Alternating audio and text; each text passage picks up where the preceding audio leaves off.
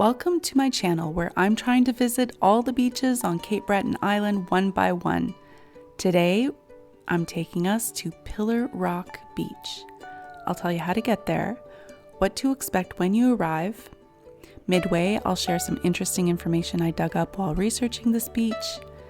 And I'll end with a segment that I call Channel Talk, where I give status updates, respond to comments, give a shout out, so hang around till the end. Let's zoom in and have a look around.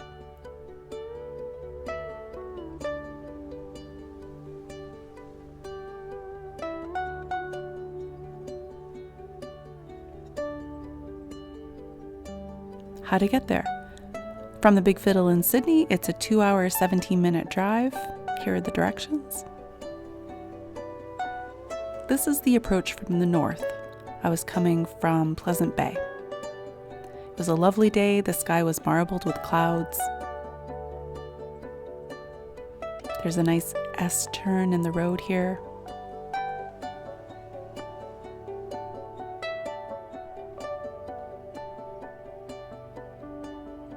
Parks Canada hasn't made this an official stop, so there's no signage whatsoever. But the public, the visitors, have decided what's what, and they've made this an unofficial stop. There's a well-maintained dirt road. There's no parking lot, you just park on the side of the road.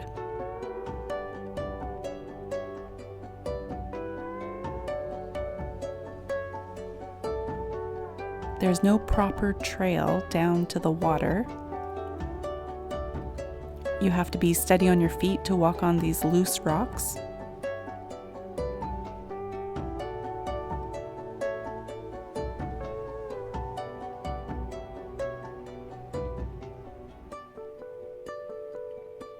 Here's a wide shot.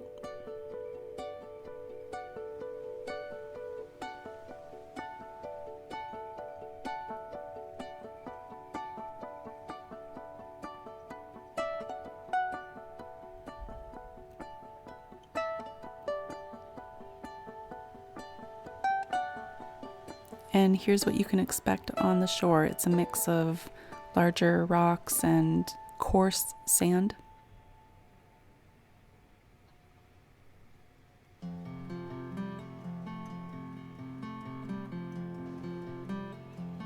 Those are beautiful rocks. I read online that there's a fault line that passes through right here.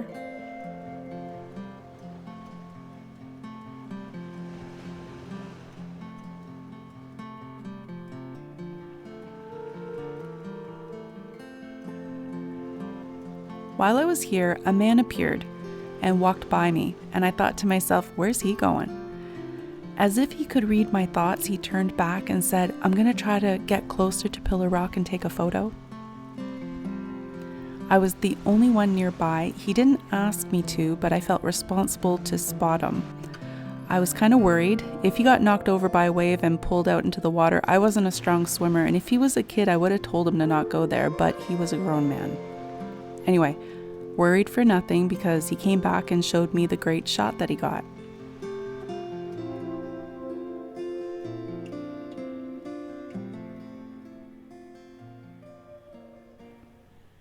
Enjoy, I'll be right back.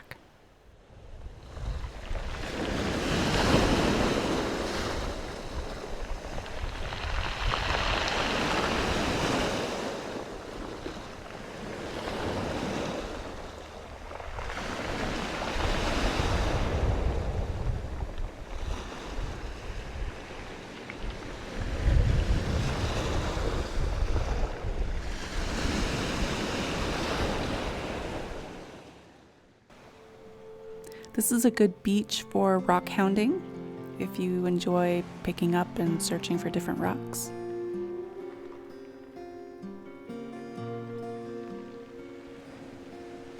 Alright, don't go anywhere. This video is not over because this is the part of the video where I tell you some interesting information I learned while researching this beach.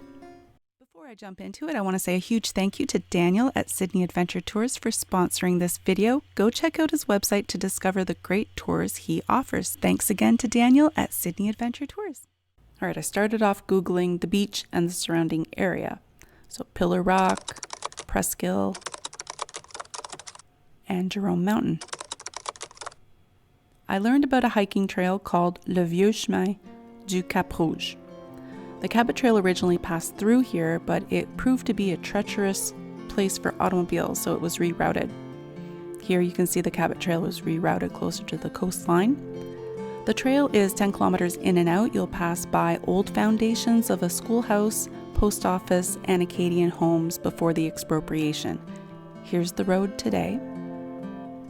There's a look-off with beautiful views and interpretive panels telling you about the people who lived here. If you watched my previous video about Le Buttereau, then you may even recognize some names on the panels. I also learned about an event in August 1944 that happened near Jerome Mountain.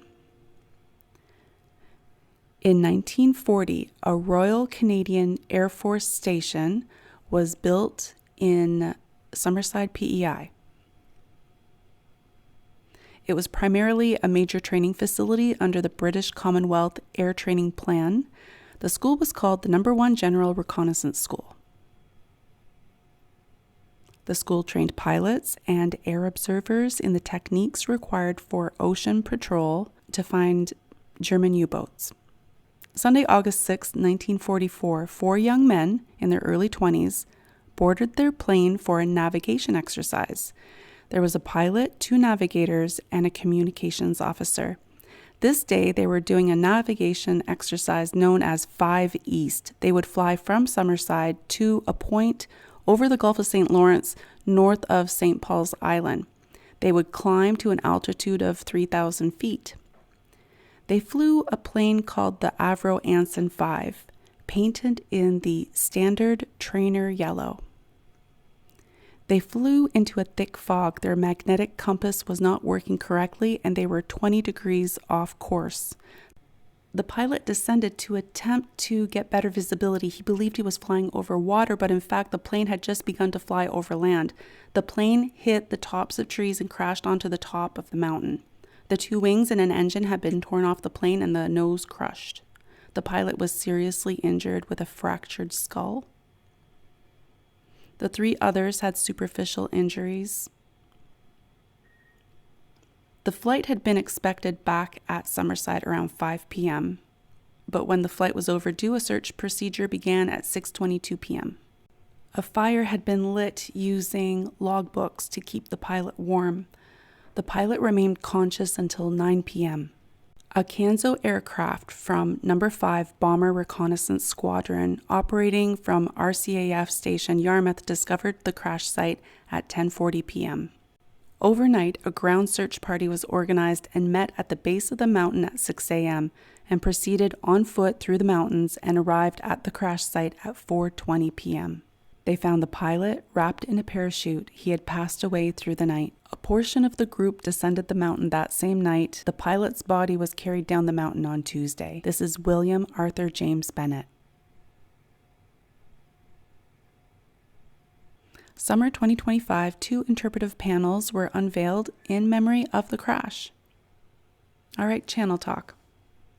We are up to 2,143 subscribers, and over the last 3 years, we have visited 65 beaches. I want to take this opportunity to thank everyone for all the comments they've left over the last few weeks. I really enjoy reading the comments, and I try my best to reply to most of them.